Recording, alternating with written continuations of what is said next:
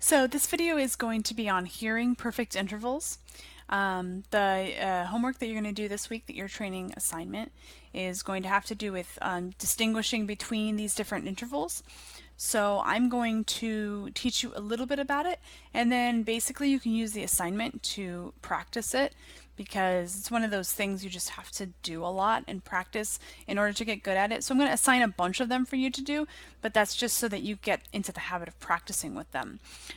So as you know, there are only 4 different interval numbers that can be perfect. You can have a 1, a 4, a 5, or an 8. So we'll start with 1s and 8s because those I think are the most, the easiest ones, the most, I don't know, the ones that sound like the easiest. So, first of all is a 1. A 1 is a unison. So that just means that it's 2 notes that are on the same pitch.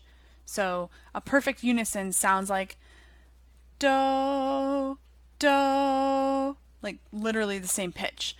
You might ask, why does it even matter? Why wouldn't we just say it's one pitch? Well, the reason is because you might have more than one person singing on it, or you might have more than one instrument playing it, or you might have an instrument like a violin that can play the same pitch on 2 different strings at the same time. So like on a piano, you can only play one pitch. Like I can't play 2 middle C's at the same time. I can only hit the button once, right? But on things like stringed instruments that have more than one string, you can play a unison with yourself. But more, what happens more often is you're in an ensemble, like you're in orchestra, and the flutes and the clarinets both play the same pitch. So it sounds different because you have a different, the sound quality of those instruments. It's called the timbre. Timbre is how you spell that, but it's not timbre, it's timbre. I don't know why. It's a language thing. So the timbre of the instrument sounds different, so it's kind of cool because you can kind of differentiate them from each other, but they're playing the same pitch. So anyway, that's why unisons are important. But when I'm just singing it myself, it just sounds like the same pitch. But that's cool. It makes it a little bit easier. So a unison, same pitch, okay? An octave, a perfect octave, a P8, that's going to be, it's going to sound like the same pitch, but one is higher. Like that's what octaves do, right? So like a C sounds like a C, but higher Cs, even though they sound the same, they're higher. It's hard to explain, but like if I have do, do, do, do, you can hear that both of those pitches are do. So if I have like do, mi, do, ti, do, sol, do, do, do, do, you can hear that they're both do, but they're different pitches, if that makes sense. So it's like the same letter name, but in a different place, in a different octave. So that's what perfect octaves sound like. Perfect fourths and fifths are the other two. So a perfect fifth is always do to sol, with do as the bottom note. So if I think about singing up a scale, do, re, mi, fa, sol, do, sol, do, sol, do, sol, do. That's a perfect fifth.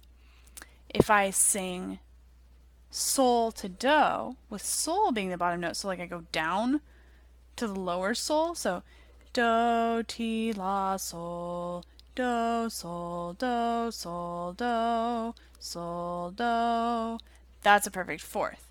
So sometimes these are confusing because you use the same solfege for them, but the important thing to remember is which of the solfege syllables is on the bottom pitch.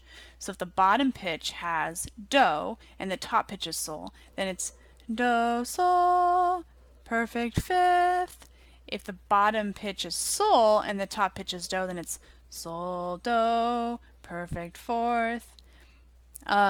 If you're having trouble with that, and you might, because this is new for a lot of you, I know, you can sing up by step. Like just pretend you're singing a scale, and then once you get up to the right pitch, like you know which one it is, so you can count. So I do that like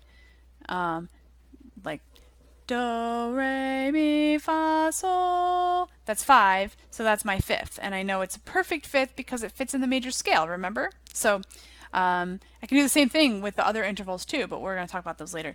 But yeah, so for a perfect fifth, I go do, re, mi, fa, sol. perfect fifth fits into the major scale. And I can do it with a fourth too, like sol, la, ti, do, 4.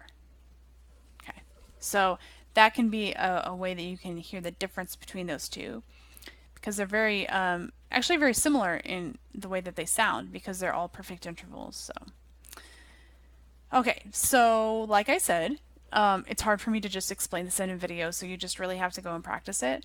But what I recommend when you're doing this, do it in a quiet place where you're by yourself.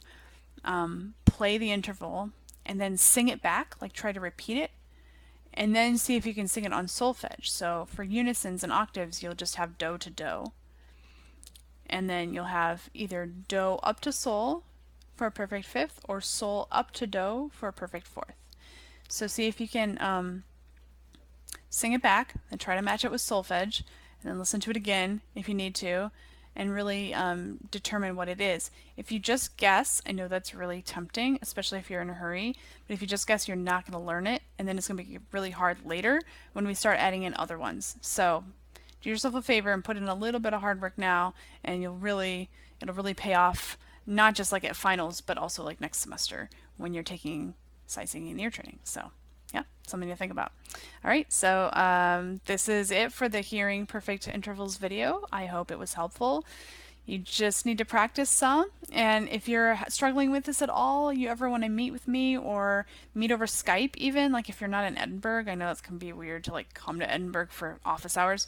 So yeah, please let me know if you want to meet over Skype. It's actually really easy to do, and it's kind of fun because we get to actually talk. So let me know, and I'd be happy to help you with that. All right, have a good one.